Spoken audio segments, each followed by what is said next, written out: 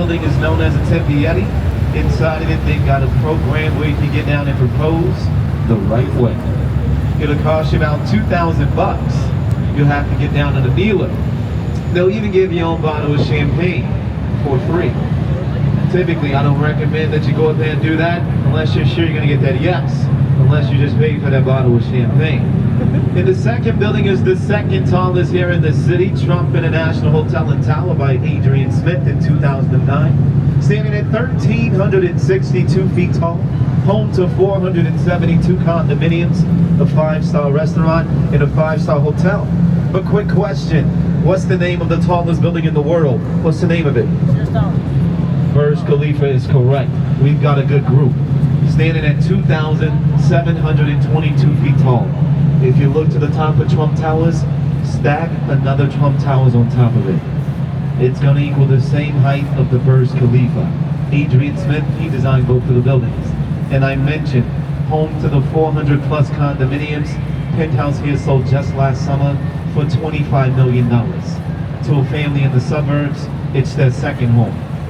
If you've ever seen the film, The Dark Knight, and you remember that ending fight scene with the Joker in the building still being constructed, it's happening in Trump Towers. Black box structure off into our right, AMA Plaza, formerly known as the IBM building. Completed by a German architect in 1971, his name, Mies van der Rohe.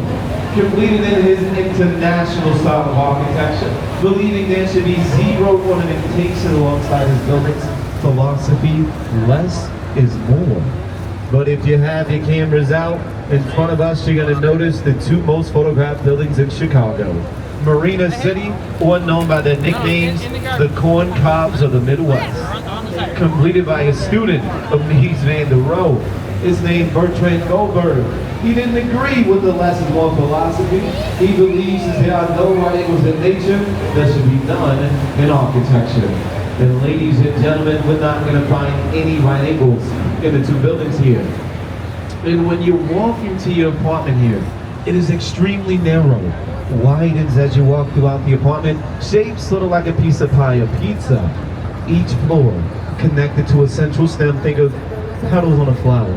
When the buildings first opened, they were thought to be a city within a city, having their own ice skating rink, bowling alley, movie theater, which has been converted into the House of Blues, grocery store, even the private marina. You've ever seen the films, The Blues Brothers and Steve McQueen's last film, The Hunter? They were filmed there. That 1979 Pontiac was driven off of the 17th floor into the Chicago River. Speaking of the river, I know a lot of people typically tend to think that the river is green due to the fact that we died on St. Patrick's Day. This is not the case. The river is green because it's a clay-based river and it mixes with the lake water and algae. On St. Patrick's Day, we use 40 pounds of orange vegetable dye, turns the river a bright Kelly green, lasts for about 3 or 4 days, and the color of that dye is orange. Well, we're going to clip the bridge off into our right, find a building very common to see back in 1935 when we first started giving tours, the Reed Murdoch Center by George Nimitz in 1914. Sheathed in that red brick. At the top, you're going to find some terracotta ornamentations of wheat. You're looking at the building completely, it does look asymmetrical. Not always the case. They needed to knock out one of the west side bays here to make room for the expansion of the LaSalle Street Bridge.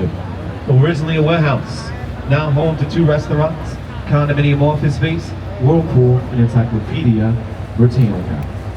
And if we've got any engineers aboard, the next building's an engineering masterpiece. After the bridge, we're going to find 300 North LaSalle by Picard and Schultz in 2009. Ladies and gentlemen, this is a LEED certified building. LEED stands for Leadership in Energy and Environmental Design. The building holds a platinum rating. That is the highest award that the building can achieve, basically like winning an Academy Award for a building. And it also has a green roof, which mitigates rainfall, has plants, trees, vegetations. Chicago has more green buildings than any other city in the United States. But the coolest fact about the building is that it has 0 cooling towers. Uses river water to cool it. You can't miss the massive structure after the bridge. This is our merchandise mart, completed in 1931 by Graham Anderson Ropes and White, designed in the Art Deco style of architecture. Art Deco buildings typically have the geometrical ornamentations, vertical lines working your eyes up, and setbacks at the top. This was the largest concrete structure in the world when it opened. Today it's only second to what building? The Pentagon is correct. The building sits on 5 city blocks. It is 4.25 million square feet of space. Up into the year 1996, the building had its own zip code, 60654. And the building sold to the Kennedy family in 1945 for about $13 million in back taxes. In 98, the Kennedy sold the building for $575 million. Kept the land off into our right. This is Wolf Point, and they just finished developing this last summer, ladies and gentlemen. Wolf Point East and West residential buildings. East, the taller of the two, at 700 feet tall, and directly in the center, Salesforce, the only commercial of the three, topped out at 800 feet. And also, this is where we get our name, Chicago. The locals, they were in a time and they raised the tinker. What are we going to call this place? They came up with the name Chicago based off the words they heard the natives using, Chicago, not knowing that they're translated into wild smelly onions. As we're turning into the North Branch, just a heads up, going to be the only portion of the tour we're going to ping pong from the left side to the right side of the boat.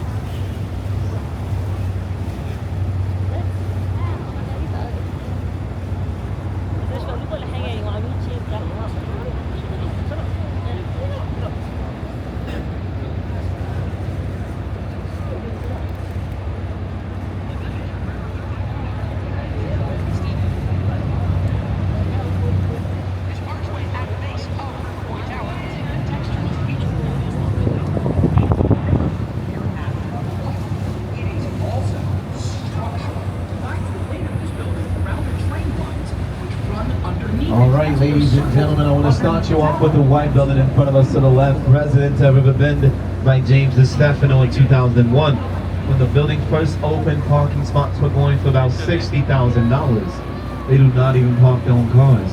The ramps are too narrow. They have to drop the keys off to a valet who parks their cars for them. And the red brick building is the Fulton House by Frank D. Abbott in 1908. It was an old cold storage warehouse utilized for milk, butter, and eggs. Renovated by Harry Weiss in the 1980s, needing to allow the building to be thawed for about 18 months. Well, ladies and gentlemen, look alongside the building. You're going to notice the starfish towards the top, the porthole windows. Harry Weiss loved the nautical theme, loved to sail, also evident in the cottages that he designed here. These are the Chicago River cottages by Harry Weiss in 1988. Notice the use of the triangles, the porthole windows, how these units sort of resemble a sailboat. It's home to 2 4-story and 2 6-story units, which all come with their own private marinas. And get this, up until about 4 years ago, they were all owned by the original owners. I believe that the one unit sold for about $2.3 million. And just last year, I did have the original owners on my boat, said that they were forced to sell because the unit caught on fire. To our right, we're going to find an upscale fitness facility known as the East Bank Club, completed by Ezra Gordon Levitt in 1979. Everything that we are seeing here today would not be here in 1979. Not the trees, not the ivies, not the seawalls, not even the windows alongside the building. Because the river was so dirty, we turned our backs on it. No one wanted to live alongside the river. Ladies and gentlemen, join me off to the left. You've got the complete opposite. A beautiful promenade, home to a gorgeous community here in the city of Chicago, known as Kinsey Park. Completed by George Papa George and Haynes in 2002. Home to 70 townhomes, all designed to look like European row houses. The most interesting fact about Kinsey Park is that before ground was even broken, all of the townhomes sold for about $1.2 million. All coming with their own rooftop terrace, a balcony, a patio, and the beautiful promenade hill we're seeing. Kinsey Park, it's a gated community, but during the day, it's open to the public. You just gotta let the gatekeeper know that you're gonna be on the property. And I mentioned, Before their completion, they all sold for about $1.2 million. Some today are reselling for about $5 to $11 million. Now we're going to clear the Grand Bridge and stay off into the right side of the boat for the rest of the North Branch, finding another red brick building. This one is known as the Riverbank Lofts, magnificent fellow in 1909. The building's a great example of adaptive reuse. Adaptive reuse is when you take a building that had a previous use and you give it another use. It used to be a printing warehouse, now home to what are known as soft lofts. Soft lofts have an open floor plan. You'll have an enclosed bathroom, some exposed brickwork, ductwork, drywall, vents, 12-foot ceilings, things like that. And if you happen to have a loft here on the first 2 floors, you may have up to 4 fireplaces. And we're going to clear the Ohio Street Bridge and find 2 buildings which appear to be very similar often to our right. Now we're getting a glimpse of Erie, but after the red brick building, we're also going to find Kingsbury on the Park, completed by Lucy LaGrange in 2002, designed in the European industrial style of architecture, allowing for these buildings to have exposed steel, making them look structurally unfinished. And it also allows for the penthouse to have a beautiful rooftop terrace. But these are the only 2 buildings like this alongside the river. In the park to your right is Montgomery Park. Used to be a 1-acre park. Due to so many people wanting to live alongside the river, it's been expanded to 4 acres and they added a dog portion to it. Ladies and gentlemen, you're new to a city and you want to meet people, get a dog. Go to the dog park at 7 in the morning, you'll meet a bunch of people. How do I know? I just adopted an English Bulldog, met 50 people last week. Don't miss the building out there in the distance with the blue glass and the concrete corners. It's known as the Montgomery, former office building for Montgomery Ward. Anyone on the boat today remember Montgomery Ward? Now for all of the children on the boat today who do not remember Montgomery Ward, he was a major catalog baron in the 19th century. Essentially, he was Amazon before Amazon. He just got everything that you wanted out of these thick catalog books. And we're deeply indebted to Mr. Ward because he saved Chicago's front yard. Today, it's Grand Park. He's the reason why we have over 26 miles of uninterrupted lakefront access. Go back to the building. Completed in 1971 by Minoru Yamasaki, same architect who designed the World Trade Centers in New York City. Interesting fact about those buildings, they had 0 corner offices. Neither does the Montgomery, because when Montgomery Ward was alive, he believed that none of his workers should think that one is better than the next. So to honor him, they built that building, the Montgomery, with 0 corner offices. The 4 concrete corners that we saw were all of the foundations for that building. I've seen them 12 times today.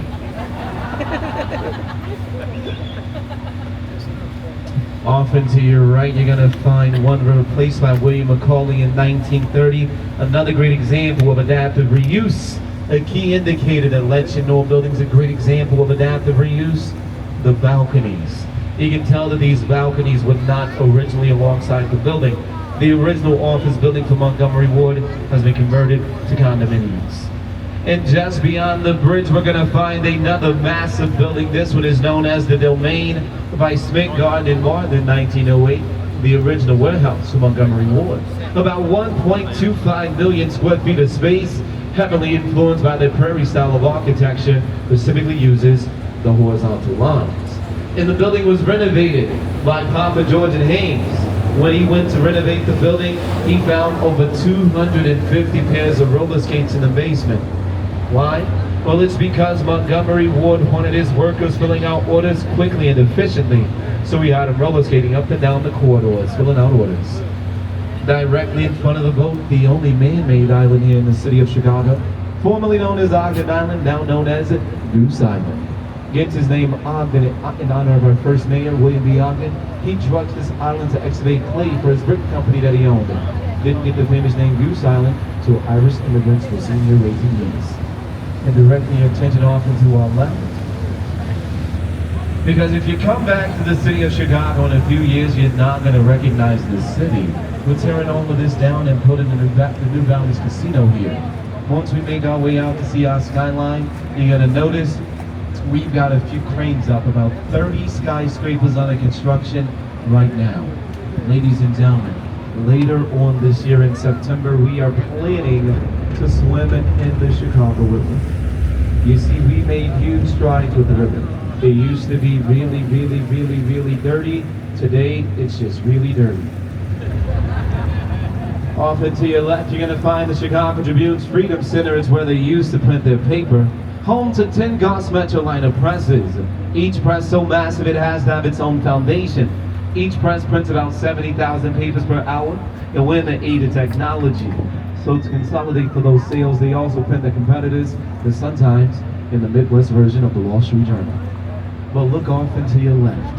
You're going to find that green statue on top of the building. That is Progress Lighting the World by J.C. Merman. Ladies and gentlemen, completing our turn, we're going to start to head south. We'll see a ton of buildings that we've already seen and talked about. Now will be a good time for you to head downstairs, take a break, visit the restroom. We're just going to go over Chicago's history. Don't worry, if you head downstairs, you cannot escape my voice. You can hear me everywhere on the boat today, even in the bathrooms. Now we're just going to go over Chicago's history till we made our way back to the main range.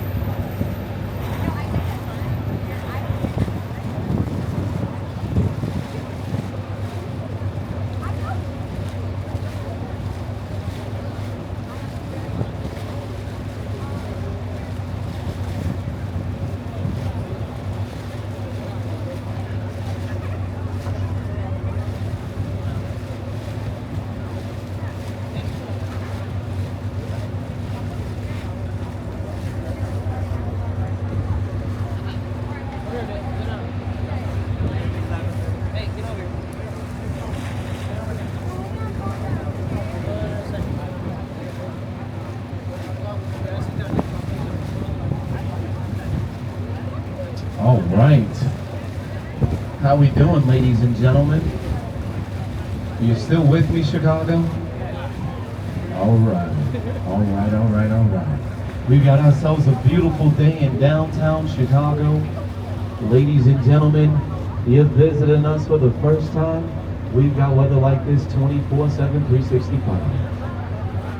We are often known as the San Diego of the Midwest. We do not get a winner here. That's fake news. Oh, yeah. Ladies and gentlemen, I'm also very excited. If you're in the city of Chicago throughout the weekend, tomorrow night, feel free to make your way to Navy Pier around 9:50. Why? 10 o'clock, free fireworks. We do this every Wednesday and Saturday evenings, starting Memorial Day weekend, ends Labor Day. Wednesdays, close to 9 o'clock, as I mentioned, Saturdays 10. And we will get a chance later on to have a pretty extended break. I'll be able to walk around, lead in the direction of anything that you might want to do, or food choices in Chicago. Deep dish pizza. How do we feel about deep dish? Thumbs up or thumbs down? I'll see a thumbs down. We'll talk later. And a Chicago style hot dog. What do we not put on that? Ketchup. Ketchup is correct. You get caught putting ketchup on your hot dog, you're gonna be arrested. Well, we're gonna start with history in the year 1673 when we have our first European explorers, Father Marquette and Louis Joliet. They find the Illinois River with the help of some friendly local natives, help use a shortcut. 1779, we have our first non-Native American citizen, Jean-Baptiste Poindexter. Haitian man came to the city looking to establish a fur trading business. Fur trading base not too far from where we left the dock on the side of the new Apple store. And in 1837, Chicago was finally a city population 4,000. Due to the introduction of the rail system, by 1871, the population booms to about 300,000 people. But it's 1871, and on that night of October 8th, the Great Chicago Fire did happen. We'll get a chance to see where the fire started, so we'll talk more about it later. So we'll fast forward to the year 1891. After we've had a chance to rebuild and our population skyrockets to about 1.3 million people. And we want to put our names back in the map as a major city. So we want to lobby for a World's Fair coming up in 1893, Columbian's Exposition.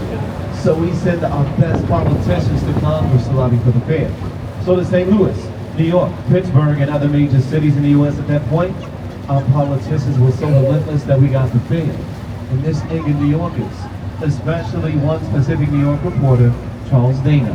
He'd go on to write those windy windbags from the Windy City, going nothing but hot air. This is how we get our nickname, the Windy City. Not because of our wind velocity. We are only the 16th windiest city in the United States. Windiest city in the U.S., Amarillo, Texas. The fair. It was held today in Jackson Park. Went from May 1st to November 1st, 1893. Principal architect Daniel Burnham, landscape architect Frederick Olmsted. And there were about 250 temporary buildings made from a material known as staff. Staff is basically wood, plastic, white paint. If anyone here has ever read the book Devil in the White City, it's based off the city of Chicago in 1893. It's a good read. One building still stands till this day, known as the Palace of Fine Arts at the time. Today, it is our Museum of Science and Industry. In the fair, it brought about 28 million people to the city of Chicago. U.S. population at that point, 60 million. Why so many visitors? Because we introduced a lot of new things to the world in 1893. The zipper, Cracker Jacks, Nikola Tesla's alternating current, the brownie, Pabst Blue Ribbon. I'm serious. What was also first introduced was the world's first Ferris wheel, completed by a bridge designer, his name George Ferris. On the last boat I had a guy say wheel. Ferris wheel at Navy Pier. It could carry about 300 people. The world's first Ferris wheel was so massive, it could hold close to 2,200 people. Had 36 rail cars, holding 60 people per rail car, 40 sitting, 20 standing. But ladies and gentlemen, take your cameras out. We're gonna pass what I like to call the Instagram moment of the tour. You're waving to our competitors.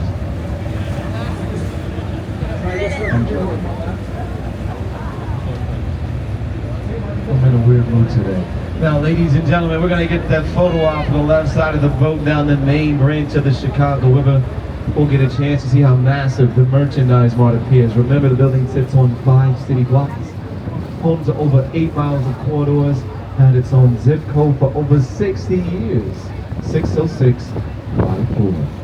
And ladies and gentlemen, I visited a lot of different cities throughout the country and around the world. You're not going to find the city as beautiful as Chicago architecturally, in my opinion. By the way, we're on Instagram. Hashtag Windouble. Hashtag Windouble Votes. Hashtag Scores Your Penny. I just thought that.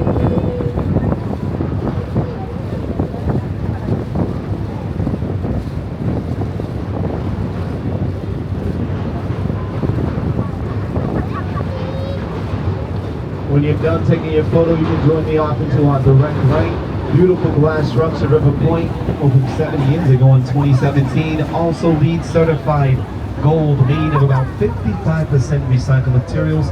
That red statue is known as the Constellation by Spanish architect Santiago Calatrava. And you may have noticed the next building looks pretty strange, like it's been built upside down. 150 North Riverside by Guess. It has to be built this way. It's over active switching tracks. And if you have your cameras out looking up, you can take a photo of us in the reflection of the building. Hashtag Tours with Kenny.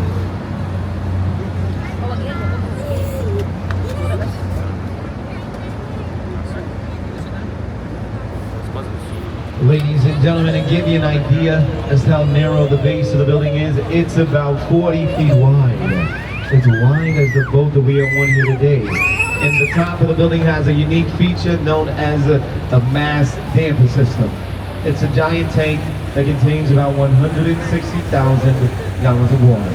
It's helped with the swing of the building when it wants to be blown by the wind. You see, the building is built like a tuning fork. When it wants to be blown east by the wind, 160,000 gallons of water goes to the west end of the building, all computer automated. And we've got 100 North Riverside to our right, which used to be home to the Bowen headquarters. And it's a 36-story building with a 13-story lower half, completed by Perkins and Will in 1990. I want to draw your attention to the vertical beams on the east side of the lower half, keeping this side structurally supported. Once we clear the bridge, we're going to turn around. Notice the south and west side corners, not supported by any beams, but by these white excavations at the top. They're known as trusses. And ladies and gentlemen, turn it around, you're going to find those excavations of those trusses. To give you an idea as to how they are essentially working, you can think about the way that I am holding this water bottle in my hand, basically holding it or suspending it in midair. Essentially, it's how those trusses are working, holding the south and west side corners in midair.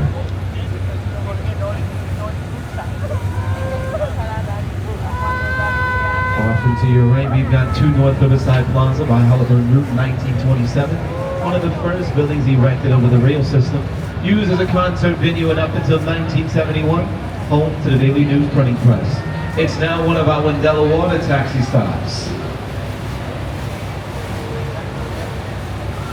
The next 2 buildings we're going to talk about, all by the same architecture firm, Skidmore, Owens & Gray. In the first 2 buildings, Gateway Centers 1 and 2, the principal architect, Bruce Graham. Same architect who helped design the Sears of Willis Tower and the John Hancock Center. Buildings, twins, 22 stories in the international style of architecture, in homage to Mies van der Rohe. Realistically, he taught here in the city, so we're going to see a lot of these buildings throughout the tour. And you'll also notice left no wall. We wanted you to be able to see the Metro and the Amtrak trains going in and out of the stations. Metro trains, commuter rail, take you to Wheeling, pretty soon Rock. Amtrak trains, other cities in the U.S. And I know what you're thinking. It's got to be terrible to work in these buildings, right? The architect, he took this into consideration. These buildings are both sound and vibration proof. We are smelling 0 diesel fumes at the base of the building vents. It sucks at those fumes and spits it out the top of the buildings. It's genius.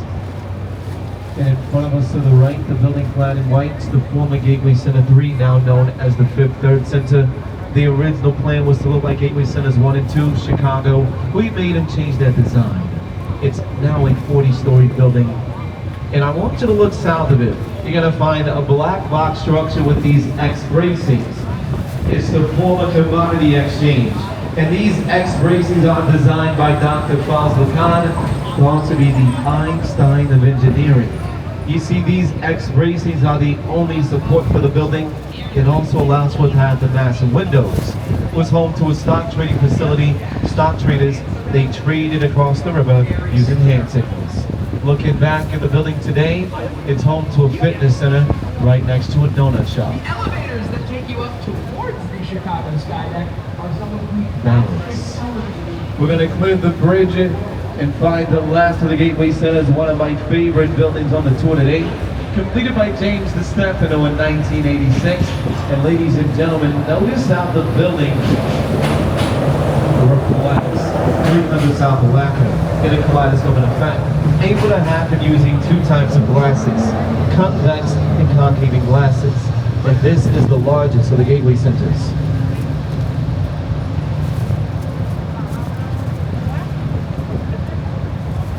And as I mentioned early on in the tour, if you have ever seen the film, The Dark Knight, and you remember that opening scene when the Joker's robbing the bank, he's not robbing a bank, he's robbing a former main post office here, the main lobby of it. Completed in 1933 by Graham Anderson Post and White, the building is heavily influenced by the Art Deco style of architecture, and it's about 2.25 million square feet of space. Why do we need such a massive post office? Well, we were home to major catalog companies, Sears and Roebuck, Spiegel, Montgomery Ward. And unfortunately, the building had been abandoned since the year 1996. And about 10 years ago, a British developer, Bill Davies, invested about $60 million into the building. He wanted to turn it into a casino. Didn't happen, so he sold it back to the city. About 6 years ago, the building was completely renovated. And the tour guide said we got a chance to tour the building from top to bottom, inside and out. As we noticed, it's home to Uber, Home Chef, PepsiCo, many more companies.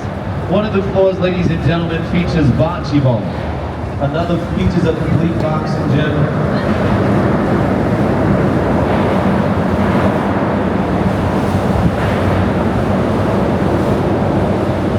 Another one of the floors features a complete boxing gym. Membership costs you $100 annually, but you have to work in the post office. And my favorite part about that building is the roof. That roof features a 5-acre park, 2 platform tennis courts, basketball court, and they want to add a rooftop bar. After the bridge, we're going to find another green glass building. It's our new post office, opening that same year in '96 by Knight and Associates. It has 3 pavilions and also built with a very beautiful interior lobby. Get this. They said that they wanted the lobby to be rented out for events, such as weddings, bar mitzvahs, things like that. Since the post office has been open since the year 1996, that lobby's been rented out 0 times. Come on, really, who wants to get married in a post office? Join me off into the left here, ladies and gentlemen. We're going to stick to this side for a little bit. Now, this area was known as Prince's Row, where all of the printing warehouses were located. They all moved southwest in the 1970s because it was cheaper to print there. A very new neighborhood here in the city, the South Ring neighborhood, adding over 3,700 new residences here. The first of them projects to our left, Cooper at the South Bank, opened in late 2019. 2 buildings behind us. These are Alta Grande, added in February of 22. In front of us to the left, you're going to find the Reed, completed just last year in September. Notice the Riverwalk in front of the Reed. They just extended this, ladies and gentlemen. The south roof is booming. Question in front of us to the left. Have we seen a building that resembles this one early on? Yeah. The Corn Cops, Marina City, you still with me? This is River City, completed back in the 1980s.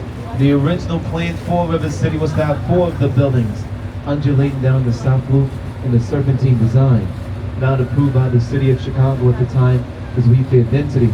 City knew what they knew today, they may want to reconsider. And it is another city within a city having its own street-like atrium, the climate control park, the fitness facility, and once again, the private marina. Typically on my tours, I've got a few guests who tell me it resembles the Jetsons. We're going to head all the way to Chinatown, but one of my favorite photo opportunities is directly behind you. That was the tallest building in the world upon its completion in 1974. Formerly known as the Sears Tower, now known as the Willis Tower.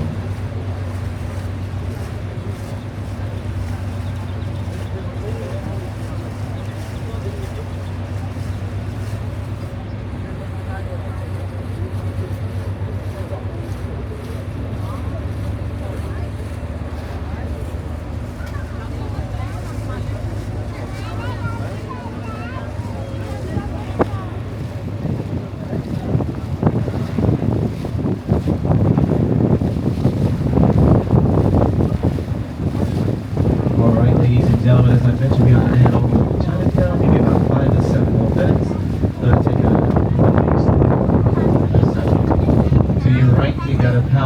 that was active until about the year 1990. Building is now on the endangered building list. A few people want to tear it down. Recently, some new proposals to transform it into a microbrewery. And gotta let you know that we're cruising south on the river. If we wanted to, we could take this boat to New Orleans. But if you begin to look out there, off and to our right, out there in the distance, you're gonna find a red and white TV antenna. Why is it important? Well, it's where Mrs. O'Leary's barn was located, where the Great Chicago Fire started. Now, the fire was able to start because 2 months prior, leading up into the event of the fire, we only got about 1.5 inches of rainfall. We were experiencing a drought, and a lot of the buildings here, they were made out of wood. The fire, it destroyed about 66% of the city. About 17,000 businesses and homes, left 100,000 people homeless, about 250 people lost their lives. Many theories as to how the fire started. Was it a cow and Mrs. O'Leary's barn who knocked over lamps, lighting all the city on fire? Many theories. The one that I typically agree with the most is the fact that there was a meteor shower or lightning strike. Don't call me crazy just yet. You see, there are a lot of fires all throughout the Midwest area that very same night. Especially one in Peshtigo, Wisconsin. Fire here in the city killed about 250 people, one in Peshtigo over 1,000. What we do know is where it started. Directly behind us, 1200 South Roosevelt Road, the bridge that we just passed. The 1200 South Roosevelt Road, and it spread all the way to 2400 North Fullerton Avenue. Burned for about 48 hours. It was not put out by man, but by a master rainstorm. This may seem to be a tragedy, but it essentially acted as a double-edged sword because we were able to build off of it. Due to the festival process for rolling out steel and Elijah Otis's invention of the elevator brake, it gave birth to the world's first skyscraper, a home insurance building. And this fact, ladies and gentlemen, is why we are known as the Second City. Because the first Chicago burned down in 1871, this is the second Chicago that we see here today. Now, the tallest building off and to your left with that white outline, that's NEMA Chicago, completed in 2020 by architect Raphael Benoni, 892 feet tall, home to over 800 apartments, in a 560 square foot studio there. Gonna start you at about close to about 2,800 a month, penthouse about 25 grand a month. On the first floor, they want to try out studio apartments about 260 to 340 square feet. You're gonna have a Murphy bed implanted into your wall. And you may have also noticed those two trailers to your left that say here comes the 78 and 78 Chicago. Currently in the city's 77 neighborhoods, it's gonna become the newest 78. 68 acres of land, which will be transformed to residential, commercial, and condominium office space. Ladies and gentlemen, nightlife retail shops, they're building an entirely new neighborhood in the city of Chicago walking to your left. You got time, look up 78 by Related Midwest. They plan on extending the Riverwalk, where we started your tour, all the way down the South Branch of Chinatown. They plan to add a 7-acre park which will connect with Ping Pong Park, connecting the two neighborhoods. Also, just got to mention that this is a proposed site for a new Sox stadium. And also, they're planning to do something with the bridge that you're noticing in front of us, the St. Charles Airline Bridge. Now, you may have noticed a few of them float throughout the city. Landmarks. At one point, we were the rail capital. Could not visit any other city at one point without passing through the city of Chicago if you're traveling via rail. And that's still true till this day. Typically, ladies and gentlemen, these bridges, they are left open, let down once a year for maintenance. Some to remain quote unquote. And ladies and gentlemen, another thing that you may notice is that there's a live building going on here in the city of Chicago, with a current population of about 2.7 million people, with our surrounding suburban neighborhoods, with about 10 million people in the Chicagoland area, making us the third largest city in the U.S. in population over. What city is projected to take us over in population in the next 10 years? Not Austin.